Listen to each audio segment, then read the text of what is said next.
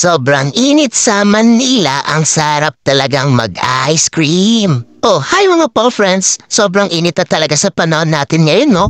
Kawawa naman tayong mga aso, kaya deserve nating mag-ice cream. Yes, may ice cream na for dogs and cats. Introducing Furry Freeze Ice Cream Ready Mix. Hindi lang to healthylicious, sobrang dali lang din itong i-prepare. Ilalagay mo lang itong powder sa cup and then fill it with water. At pagkatapos, imekos-mekos mo ito ng mabuti. And make sure there are no lumps. Then after mong imekos-mekos, ilagay mo na ito sa freezer for a minimum of 4 hours. And charan! After 4 hours, may instant ice cream ka na. Meron nga pala itong 6 na flavors. May vanilla, mango, bacon, cheese, liver, and banana. Yummy! Mapapakanta ka talaga ng "Looks so good, yeah, looks so sweet. Hey, baby, you deserve a treat." O, diba?